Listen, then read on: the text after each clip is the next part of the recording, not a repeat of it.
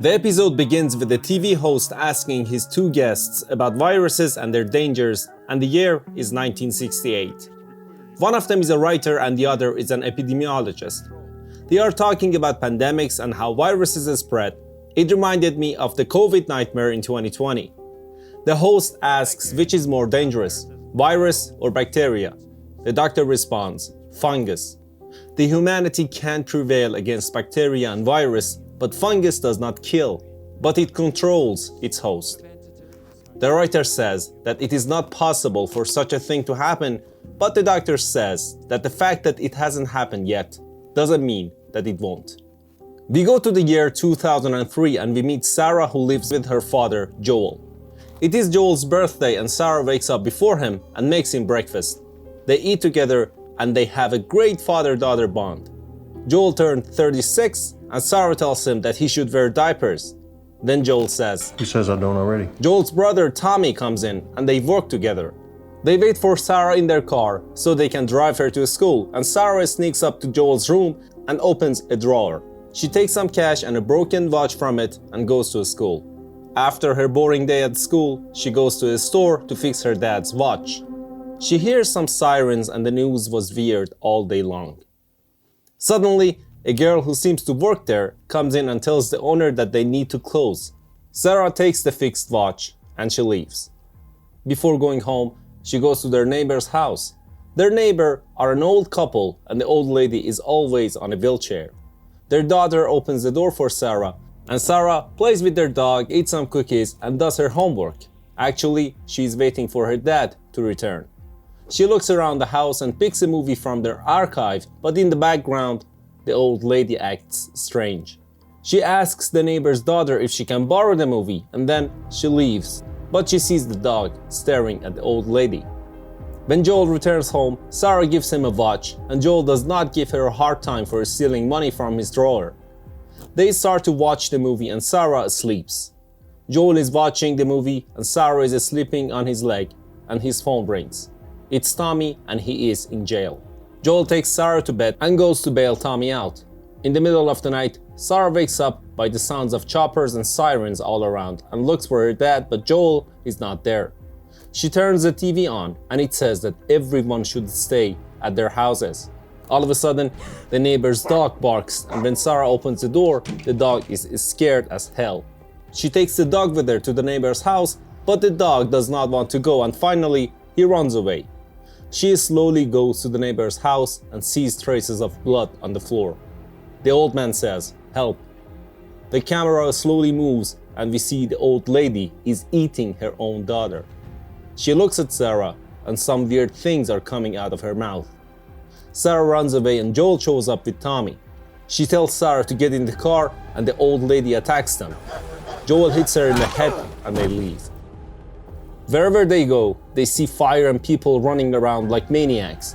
Tommy wants to take the car outside the city, but because of heavy traffic, he goes to the field and after a while, they see the army.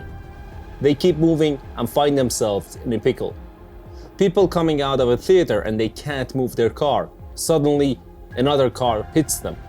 They get out of the car but Tommy is separated from them. Joel picks Sarah up because her ankle is broken and the man, a zombie to be more exact, attacks them. They go through a bar and reach open field and an army man kills the zombie. Joel says that they're not sick, but when the soldier talks to his superior reporting that the girl is injured, he says that he is sorry and shoots at them. Joel and Sarah falls down and when the soldier wants to finish the job, Tommy kills them. Joel is shot and when she looks around to find Sarah, he sees that she is shot in her stomach and Sarah dies in her arms. We cut to 20 years later and humans made a small camp and Joel works there.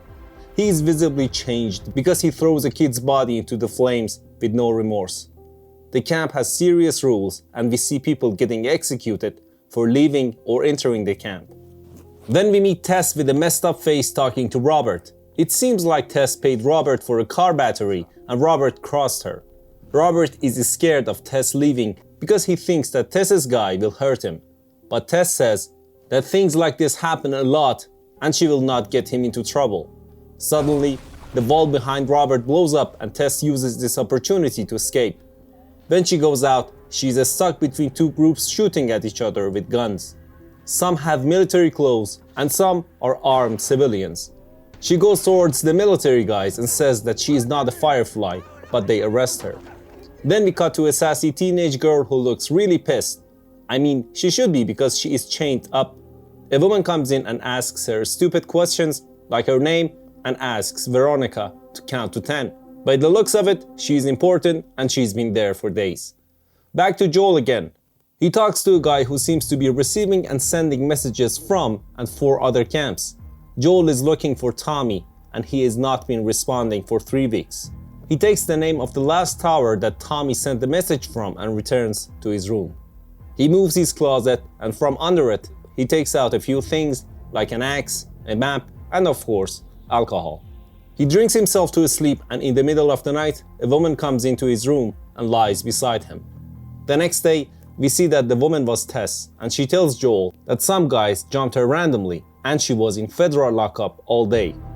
Tess also gives Joel the bad news that Robert sold the battery to someone else. Joel gets mad because he wanted the battery for his car so he could go out and search for Tommy. She calms him down and says that they will find the battery and they will get their money back, but they need to act calm. After that, we see a woman, Marlene, who seems to be the leader of the Firefly group, and she is the one responsible for holding Veronica. Marlene talks to one of her crew members and tells her no matter what, they must keep Fedra away from the girl because she is very important, and plus, she says that they will leave the camp that night to take the girl where she is needed.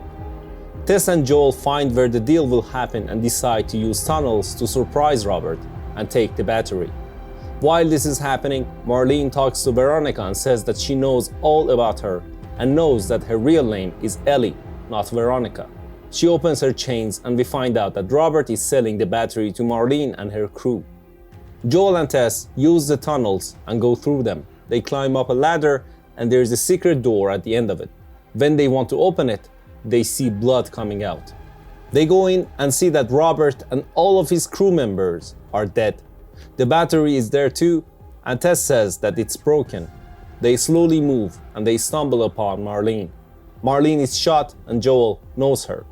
Marlene says that she needed the battery more than he did. She says that she can't take Ellie out of the camp and Joel must do it because Fedra squad will be there soon. She says that if Joel delivers Ellie to the people outside waiting, they will provide him with whatever he needs, guns and car and supplies. Joel talks to Tess and they agree to do it. They move at night. They use the sewers to leave the camp and we see how heavily the soldiers are guarding the place. As they go on, one of the soldiers is peeing and he sees the 3 of them. Joel knows this soldier because he gave this soldier pills, but the soldier tells them to sit on their knees and checks them for infections. He checks Joel and Tess and the device is green. And when he checks Ellie, Ellie puts her knife in the soldier's foot and gets aggressive. The soldier points their gun at them and Joel has a flashback. He is reminded of the time Sarah was shot by a soldier. He attacks the soldier and punches him to death. Tess looks at the device that the soldier had and it is red. Ellie says that she has been infected 3 weeks ago and she is still normal. And then they keep moving. This was the recap of The Last of Us Episode 1. For more recaps, follow our channel. Don't forget to like and subscribe. Thanks.